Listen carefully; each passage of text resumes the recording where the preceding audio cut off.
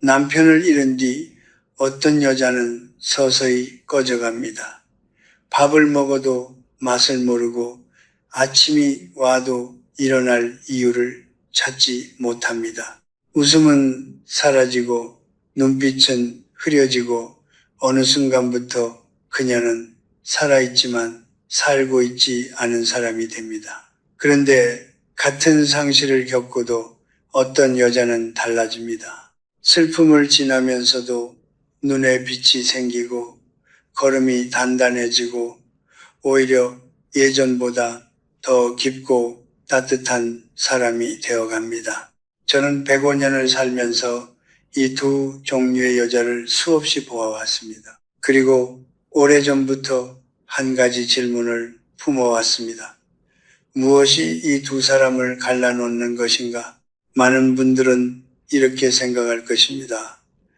원래 성격이 강한 사람과 약한 사람의 차이라고, 혹은 자식이 잘 돌봐주는 사람과 그렇지 않은 사람의 차이라고, 어떤 분은 신앙이 있고 없고의 차이라고 말할 것입니다. 틀린 말은 아닙니다. 그러나 그것이 전부가 아닙니다. 제가 오랜 세월 끝에 깨달은 것은 이것입니다. 남편을 잃은 뒤 무너지는 여자와 빛나는 여자의 차이는 남편이 있을 때 이미 결정되어 있었다는 것입니다. 저는 한 가지 불편한 진실을 먼저 말씀드리고 싶습니다. 우리 사회에서 여자는 오랫동안 자신을 누군가를 통해 정의하도록 교육받아 왔습니다. 누구의 아내, 누구의 어머니, 누구의 며느리, 그 역할을 충실히 해내는 것이 미덕이었고 그것이 곧 자신의 존재 가치라고 믿어왔습니다. 그리고 그 믿음은 대부분의 경우 틀리지 않은 삶을 만들어 주었습니다. 남편이 살아있는 동안에는. 그러나 남편이 먼저 세상을 떠나는 순간 그 구조 전체가 흔들립니다. 아내라는 역할이 사라지면 그 역할로만 이루어진 자아도 함께 무너집니다. 이것은 남편을 잃은 슬픔과는 다른 종류의 고통입니다. 사랑하는 사람을 잃은 비통함 위에 자기 자신을 잃은, 제가 50대 초반에 가르쳤던 학생 중에 한 여성이 있었습니다. 총명하고 따뜻한 사람이었습니다. 그녀는 졸업 후 결혼을 했고 남편과 함께 조용하고 단정한 삶을 꾸렸습니다. 저는 가끔 그녀의 소식을 들었습니다. 순난 아이를 낳았다고, 남편이 사업을 한다고, 작은 행복들을 쌓아가고 있다고. 그런데 어느 해 봄 그녀의 남편이 갑작스러운 병으로 세상을 떠났다는 소식을 들었습니다. 저는 조문을 갔습니다. 그녀는 장례식장에서 무너지지 않으려 애쓰는 얼굴로 서 있었습니다. 눈물도 없었습니다. 그냥 굳어 있었습니다. 그 뒤로 그녀는 모든 연락을 끊었습니다. 동창 모임에 나오지 않았습니다. 오래된 친구들의 전화도 받지 않았습니다. 자녀들이 와서 함께 살자고 해도 거절했습니다. 그녀는 혼자 집안에 머물렀습니다. 커튼을 치고 텔레비전도 켜지 않고 그냥 가만히 앉아 있었습니다. 처음에 사람들은 그것을 슬픔이라고 했습니다. 시간이 지나면 나아질 것이라고 했습니다. 그러나 1년이 지나도 2년이 지나도 그녀는 변하지 않았습니다. 오히려 점점 더 깊은 곳으로 가라앉았습니다. 저는 나중에 그녀를 찾아갔습니다. 오랜 시간 대화를 나눴습니다. 그녀는 이렇게 말했습니다. 사람들을 만나면 남편 얘기를 안 할 수가 없어요. 그러면 또 울게 되고 또 위로를 받게 되고 그게 너무 싫어요. 차라리 혼자 있는 게 편해요. 저는 그 말을 듣고 한참 침묵했습니다. 그리고 말했습니다. 그 편안함이 당신을 죽이고 있습니다. 고독에는 두 가지 종류가 있습니다. 하나는 스스로를 들여다보기 위한 고독입니다. 이것은 사람을 깊게 만듭니다. 철학자들이 말하는 고독, 수도자들이 말하는 침묵, 새벽에 혼자 앉아 삶을 정리하는 시간, 이런 고독은 영혼을 단단하게 합니다. 그러나 또 하나의 고독이 있습니다. 상처가 두려워서 세상으로부터 숨는 고독입니다. 이것은 겉으로는 평화처럼 보이지만 실제로는 서서히 자신을 지우는 행위입니다. 불행해진 여자들 대부분은 두 번째 고독을 선택합니다. 인간은 사회적 존재입니다. 이것은 감상적인 말이 아니라 생물학적 사실입니다. 사람은 다른 사람과 연결될 때 뇌에서 옥시토신이 분비되고 고립될 때는 코르티솔, 스트레스, 호르몬이 지속적으로 증가합니다. 사회적 고립이 하루 담배 15개비를 피우는 것만큼 건강에 해롭다는 연구. 남편의 장례를 치르고 며칠이 지난 뒤 어떤 여자들은 거울 앞에 섭니다. 그리고 처음으로 낯선 감각을 느낍니다. 거울 속 얼굴은 분명 자신인데 그 사람이 누구인지 모르겠다는 감각. 주름도 익숙하고 눈빛도 익숙한데 어딘가 근본적인 무언가가 빠져 있는 것 같은 느낌. 저는 그것을 직접 들었습니다. 한 여성이 저에게 이렇게 말했습니다. 교수님, 저는 거울을 볼 수가 없어요. 거기 있는 사람이 제가 아닌 것 같아서요. 저는 그 말이 오랫동안 마음에 남았습니다. 그녀는 자신을 잃은 것이 아니었습니다. 사실은 처음부터 자신을 가진 적이 없었던 것입니다. 우리가 살아온 시대를 한번 생각해 보십시오. 제가 젊었던 시절 여자의 삶은 거의 예외 없이 하나의 방향으로 흘렀습니다. 좋은 남자를 만나 결혼하고 아이를 낳고 가정을 지키는 것, 그것이 여자로서의 완성이었습니다. 개인의 꿈이나 내면의 욕구는 그 구조 안에서 자연스럽게 뒤로 밀려났습니다. 그리고 대부분의 여성들은 그것을 희생이라고 부르지도 않았습니다. 그냥 삶이라고 불렀습니다. 그렇게 수십 년이 흘렀습니다. 그리고 어느 날 아침 남편이 사라졌습니다. 그 순간 평생 뒤로 밀려있던 질문이 갑자기 앞으로 나섭니다. 그래서 나는 누구인가? 이 질문은 잔인합니다. 왜냐하면 이 질문을 가장 깊이 받아야 할 시간에 사람은 가장 약해져 있기 때문입니다. 슬픔과 피로와 공허함이 겹쳐진 상태에서 철학적 자아 탐구를 하라는 것은 너무 가혹하게 느껴질 수 있습니다. 저도 압니다. 그러나 저는 이렇게 말씀드리고 싶습니다. 이 질문을 피하는 여자는 결국 불행해집니다. 이 질문을 붙드는 여자는 결국 빛나게 됩니다. 그 차이가 생각보다 훨씬 크고 생각보다 훨씬 결정적입니다. 불행해지는 여자는 잃어버린 역할을 붙잡으려 합니다. 남편이 없어도 계속 남편을 위한 밥상을 차립니다. 남편의 방을 그대로 둡니다. 남편의 옷을 버리지 못합니다. 그것이 사랑의 표현이라고 생각합니다. 그러나 실제로는 그것은 자신이 아직 아내라는 역할 속에 머물고 싶다는 무의식적인 집착입니다. 역할이 사라지면 내가 사라진다는 두려움, 그 두려움이 그녀를 과거에 묶어둡니다. 시간은 흐르는데 그녀만 멈춰 있습니다. 그리고 멈춰 있는 사람은 결국 세상으로부터 멀어집니다. 반면 빛나는 여자는 다른 질문을 합니다. 이제 나는 어떤 사람이 될 수 있을까? 이것은 남편을 잊겠다는 선언이 아닙니다. 지나간 사랑을 부정하는 것도 아닙니다. 이것은 삶이 아직 끝나지 않았다는 것을 받아들이는 행위입니다. 저는 80이 넘어서 처음으로 혼자 여행을 떠난 여성을 알고 있습니다.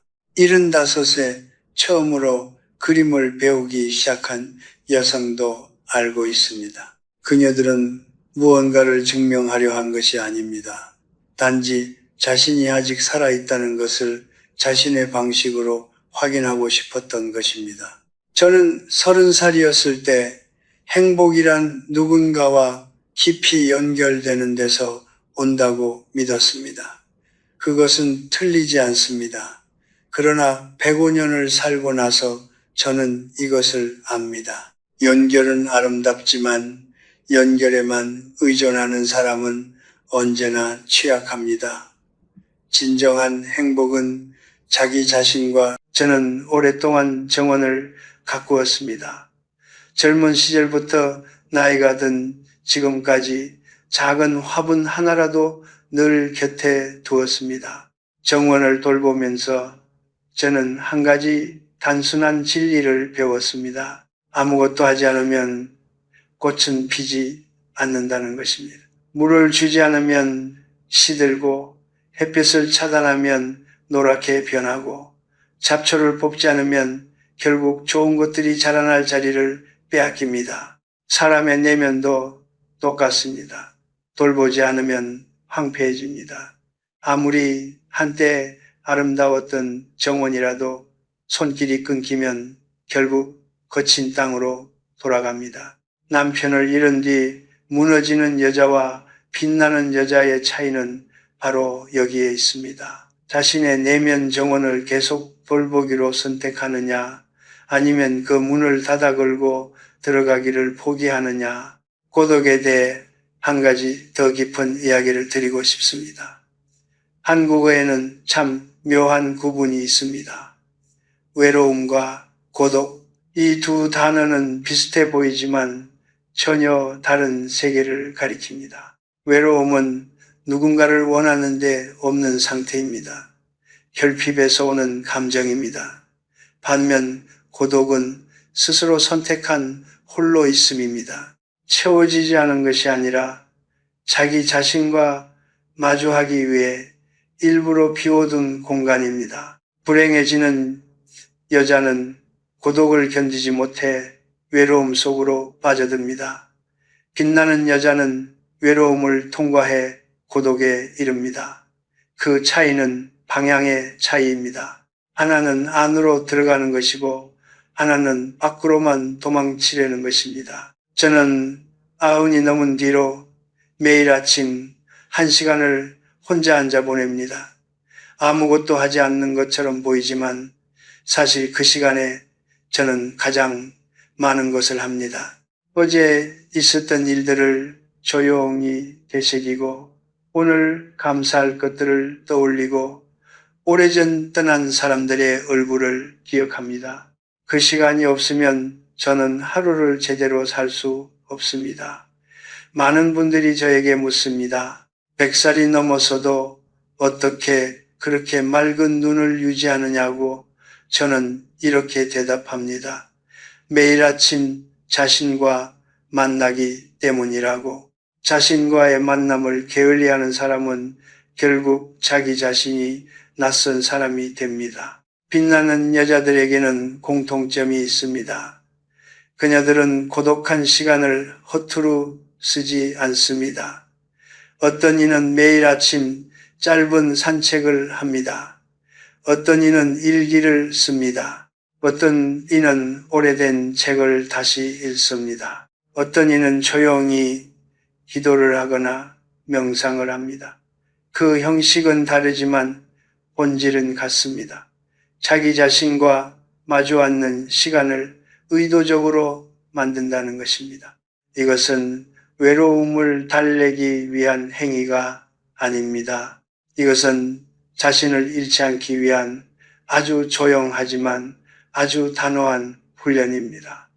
그 훈련이 쌓이면 사람은 혼자 있어도 흔들리지 않는 중심을 갖게 됩니다. 반면 불행해지는 여자는 홀로 있는 시간을 채우려고만 합니다. 텔레비전을 끊임없이 켜두거나 자녀에게 필요 이상으로 전화를 하거나 SNS에서 다른 사람들의 삶을 들여다보며 시간을 보냅니다. 그것이 나쁜 것이라는 말이 아닙니다. 그러나 그 모든 것이 자기 자신으로부터 도망치는 방식으로 쓰인다면 결국 내면은 점점 더 텅 비어갑니다. 소음으로 신묵을 덮으려 할수록 신묵은 더 크게 돌아옵니다. 자신을 만나는 일을 계속 미루는 사람은 어느 순간 자신이 완전히 낯선 존재가 되어 있음을 발견하게 됩니다. 저는 이런 점에 깊은 슬픔을 겪은 적이 있습니다. 오랜 벗을 잃었고 건강도 흔들렸고 삶의 방향이 흐릿해지는 시간이 있었습니다. 그 시절 저를 붙잡아 준 것은 거창한 무언가가 아니었습니다. 매일 아침 책상 앞에 앉는 습관이었습니다. 글을 잘 쓰든 못 쓰든 생각이 정리되든 안 되든 그냥 앉았습니다. 그 앉음 자체가 저에게는 선언이었습니다. 나는 아직 여기 있다. 나는 아직 살고 있다. 나는 아직 나다. 그 작은 선언이 가장 어두운 시간을 버티게 해주었습니다. 내면의 정원은 저절로 아름다워지지 않습니다. 그러나 반드시 아름다워질 수 있습니다. 지금 당신의 정원이 메말라 있다면 오늘 단 한 가지만 하십시오. 조용히 앉으십시오. 아무것도 하지 않아도 됩니다. 그냥 자신의 숨소리를 들으십시오. 그것이 시작입니다. 그 침묵 속에서 오래전 잃어버렸던 자기 자신의 목소리가 제가 살던 동네에 2명의 과부가 있었습니다. 2사람은 같은 해에 남편을 잃었고 같은 골목에 살았고 나이도 비슷했습니다. 겉으로 보면 2사람의 처지는 거의 같았습니다. 그런데 10년이 지난 뒤 2사람의 삶은 완전히 달라져 있었습니다. 한 사람은 얼굴에 그늘이 짙어졌고 만나는 사람마다 자신이 얼마나 힘든지를 이야기했습니다. 남편이 일찍 떠났다고, 자식들이 제대로 돌봐주지 않는다고, 세상이 자신에게만 가혹하다고, 그녀의 말 속에는 언제나 원망이 배어 있었습니다. 반면 다른 한 사람은 달랐습니다. 그녀도 외로웠고 그녀도 슬펐습니다. 그러나 그녀는 이렇게 말했습니다. 그이와 함께한 시간이 있었으니 저는 운이 좋은 사람이에요. 그 한 문장의 차이가 2사람의 10년을 완전히 갈라 놓았습니다. 저는 오랫동안 이 차이를 생각했습니다. 감사하는 사람과 원망하는 사람, 무엇이 그들을 다르게 만드는 것인가? 처음에는 성격의 차이라고 생각했습니다. 타고난 기질의 문제라고. 그러나 세월이 지나면서 저는 다른 결론에 이르렀습니다. 감사는 타고나는 것이 아니라 선택하는 것이라는 것입니다.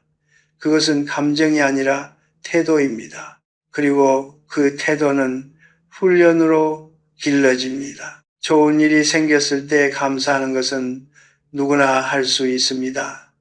진짜 감사는 아픔 속에서도 잃지 않은 것들을 볼 수 있는 능력입니다. 그 능력이야말로 인생 후반을 버티게 하는 가장 조용하고 가장 강인한 힘입니다. 불행해지는 여자는 잃어버린 것에 집중합니다. 그 마음은 충분히 이해할 수 있습니다. 수십 년을 함께한 사람이 사라진 자리는 그 무엇으로도 채울 수 없습니다. 그 빈자리는 진짜입니다. 부정할 수 없습니다. 그러나 잃어버린 것에만 시선을 고정하면 아직 남아있는 것들이 보이지 않습니다. 아직 살아있는 자녀들, 아직 따뜻한 햇살, 아직 피어있는 꽃 한 송이, 아직 자신의 몸 안에서 뛰고 있는 심장, 이것들이 사소해 보일 수 있습니다. 그러나 저는 압니다. 죽음의 문턱에 선 사람들이 가장 그리워하는 것은 거창한 성공이나 화려한 순간이 아닙니다. 평범한 아침, 소박한 밥 한 끼, 누군가의 온기, 바로 그런 것들입니다. 감사는 과거를 미워하는 것이 아닙니다. 저는 이 점을 분명히 말씀드리고 싶습니다. 감사한다는 것이 모든 것이 좋았다는 뜻이 아닙니다.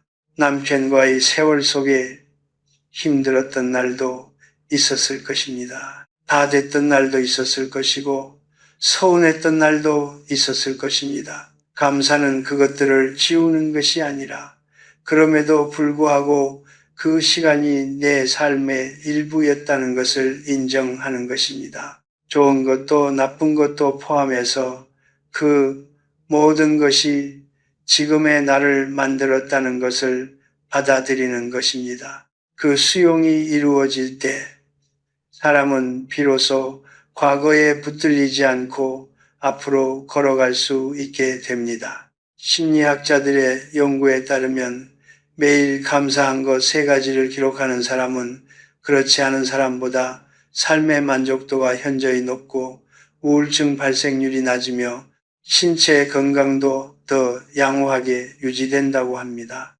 이것은 단순한 긍정 심리학의 구호가 아닙니다. 감사라는 행위가 뇌의 신경 회로를 실제로 변화시킨다는 것은 이미 여러 연구에서 입증된 사실입니다. 우리가 무엇에 주의를 기울이느냐가 우리의 뇌를 형성하고 우리의 뇌가 세상을 보는 방식을 결정합니다. 원망에 집중하는 사람의 뇌는 점점 더 원망할 것들을 찾아냅니다. 감사에 집중하는 사람의 뇌는 점점 더 감사할 것들을 발견합니다. 어떤 방향으로 훈련하느냐에 따라 같은 현실이 전혀 다른 삶이 됩니다. 빛나는 여자들은 원망을 모르는 사람들이 아닙니다. 그녀들도 억울한 밤이 있었고 분노가 치밀어 오르는 새벽이 있었습니다. 그러나 그녀들은 그 감정에 지배당하는 것을 거부했습니다. 원망은 들어오더라도 그것이 집주인이 되는 것을 허락하지 않았습니다. 그리고 그 자리에 조용히 다른 것을 드렸습니다. 감사. 그것이 거창할 필요는 없습니다. 오늘 아침 따뜻한 커피 한 잔, 창문 너머로 들어오는 햇살, 멀리 있는 자녀에게서 온 짧은 문자 메시지, 이런 것들을 소중히 여기는 마음이 조금씩 삶의 무게 중심을 바꾸어 놓습니다. 저는 100살이 넘은 지금도 매일 아침 눈을 뜨면 가장 먼저 하는 일이 있습니다. 오늘도 눈을 떴다는 것에 감사하는 것입니다.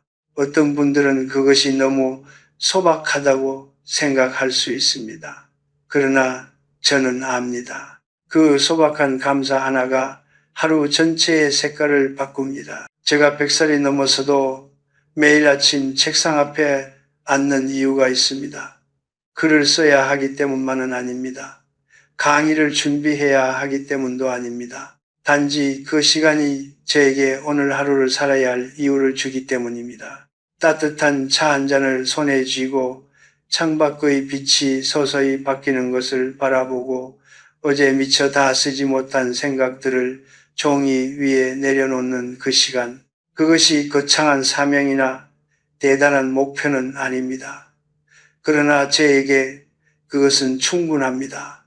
아니, 충분한 것을 넘어서 전부입니다.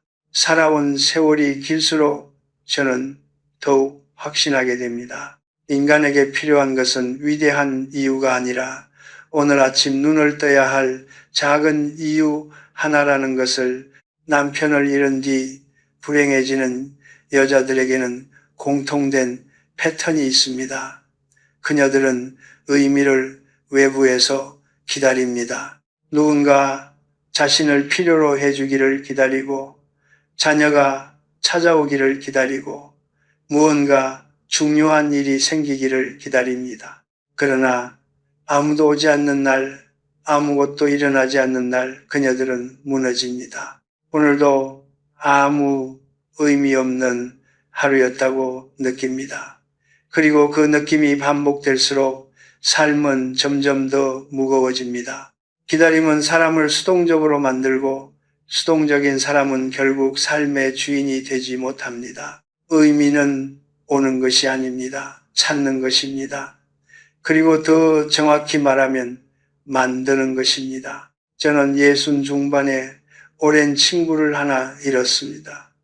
그 친구는 평생을 가족을 위해 살았던 여성이었습니다. 자녀들이 모두 독립하고 남편마저 먼저 떠나고 그녀는 갑자기 아무도 필요로 하지 않는 사람이 되었습니다. 그녀는 저에게 이렇게 말했습니다. 내가 사라져도 아무도 모를 것 같아요. 나는 이제 아무것도 아닌 것 같아요. 저는 그 말에 오랫동안 마음이 무거웠습니다. 그리고 그녀에게 한 가지를 권했습니다. 내일 아침 화분 하나를 사서 집 안에 두라고, 그리고 매일 물을 주라고, 단 그것만 하라고. 한 달 뒤 그녀가 연락을 해왔습니다. 교수님, 오늘 꽃봉오리가 생겼어요. 그 목소리에는 몇 달 만에 처음으로 생기가 있었습니다. 화분 하나가 그녀에게 아침마다 일어나야 할 이유를 준 것입니다. 의미는 크기와 관계가 없습니다. 저는 이것을 오랜 세월을 살면서 깊이 깨달았습니다. 노벨상을 받은 학자가 느끼는 삶의 의미와 매일 아침 손자에게 전화를 거는 할머니가 느끼는 삶의 의미는 크기가 다를지언정 무게는 같습니다. 아니, 어떤 면에서는 후자가 더 깊습니다. 왜냐하면 그것은 매일 반복될 수 있기 때문입니다. 위대한 업적은 한 번이지만 작은 의미는 매일 아침 새롭게 태어납니다. 빛나는 여자들은 그것을 압니다. 그녀들은 삶의 의미를 멀리서 찾지 않습니다. 바로 지금 바로 여기 아주 가까운 곳에서 발견합니다. 텃밭을 일구는 할머니가 있습니다. 상추 몇 포기, 고추 몇 그루, 토마토 한 줄기, 매일 아침 물을 주고 잡초를 뽑고 새잎이 돋는 것을 확인합니다. 그 할머니에게는 내일 아침 일어나야 할 이유가 있습니다. 어제보다 조금 더 자란 토마토를 보아야 하기 때문입니다. 그것이 소박하다고 생각하십니까? 저는 그렇게 생각하지 않습니다. 그것은 삶을 살아가는 가장 오래되고 가장 인간적인 방식입니다. 인류는 오래전부터 땅을 일구며 내일을 기다려왔습니다. 씨앗을 심는 사람은 반드시 내일을 믿는 사람입니다. 그리고 내일을 믿는 사람은 오늘을 견딥니다. 책 한 권도 충분합니다. 오래전 읽었지만 다시 펼치고 싶었던 소설, 한 번도 읽어보지 못했던 시집, 젊은 시절 어렵게만 느껴졌던 철학서, 그것을 천천히 읽어가는 시간이 하루의 중심이 될 수 있습니다. 저는 이제 105년을 살았습니다.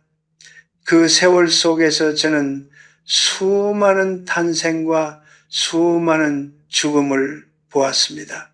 전쟁을 보았고, 폐허 위의 도시가 다시 세워지는 것을 보았고, 굶주림과 번영이 교차하는 시대를 온몸으로 통과했습니다. 그리고 그 모든 것을 지나면서 저는 한 가지 사실을 거듭 확인했습니다.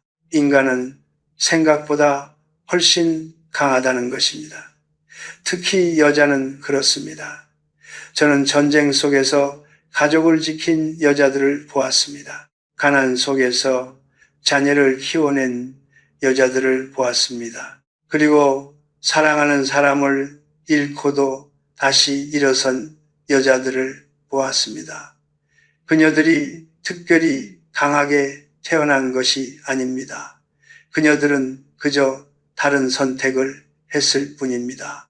무너지는 것을 선택하지 않았을 뿐입니다. 오늘 이 영상을 보고 계신 분 중에 지금 남편을 잃은 슬픔 속에 계신 분이 있을 것입니다. 혹은 언젠가 올 그날을 막연히 두려워하고 계신 분도 있을 것입니다. 저는 그 두려움을 가볍게 여기지 않습니다. 그것은 진짜 두려움입니다. 오랜 세월을 함께한 사람을 잃는다는 것은 삶의 절반이 사라지는 것처럼 느껴지는 일입니다. 그 고통을 부정하거나 빨리 극복하라고 말하려는 것이 아닙니다. 저는 단지 이것을 말씀드리고 싶습니다. 그 고통이 당신의 마지막 이야기가 될 필요는 없다는 것입니다. 상실은 하나의 챕터입니다. 그러나 그것이 책 전체는 아닙니다. 저는 오늘 5가지 이야기를 드렸습니다. 관계의 끈을 놓지 않는 것, 자신만의 의미를 찾는 것, 감사하는 마음을 유지하는 것, 새로운 정체성을 받아들이는 것, 그리고 내면의 성장을 선택하는 것. 이 5가지는 어느 날 갑자기 완성되는 것이 아닙니다.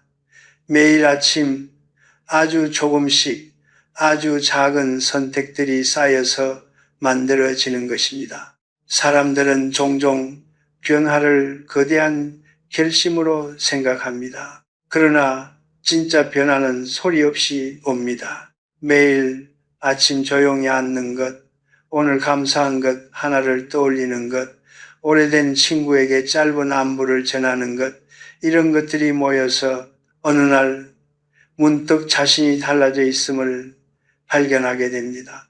빛나는 여자와 꺼져가는 여자의 차이는 재능의 차이도 운명의 차이도 아닙니다. 그것은 매일의 선택이 쌓인 결과입니다. 오늘 하루 자신에게 조금 더 친절했는지, 오늘 하루 세상을 향해 조금 더 열려 있었는지, 오늘 하루 지나간 것들에 감사할 수 있었는지, 이 작은 질문들에 어떻게 답하느냐가 결국 남은 인생의 방향을 결정합니다.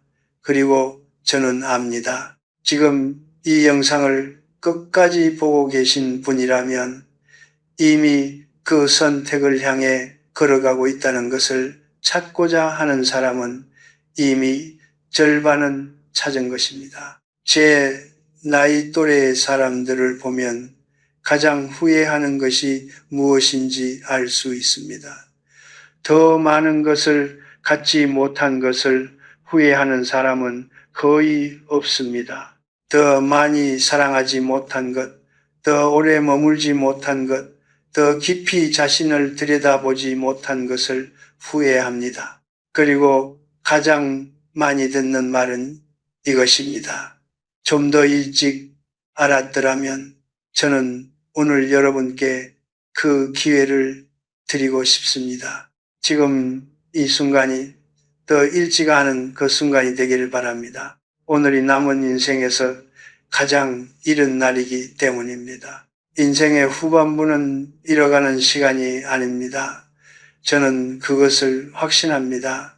그것은 마침내 진짜 자신으로 살아갈 수 있는 시간입니다. 누군가의 아내이기 이전에, 누군가의 어머니이기 이전에 오롯이 자기 자신으로 존재할 수 있는 시간. 젊은 시절에는 세상의 기대에 맞추느라 미처 꺼내보지 못했던 자신의 진짜 모습을 이제 비로소 꺼내볼 수 있는 시간. 어떤 의미에서 인생의 후반부는 처음으로 자유로워지는 시간입니다. 그 자유를 슬픔으로 덮어버리기에는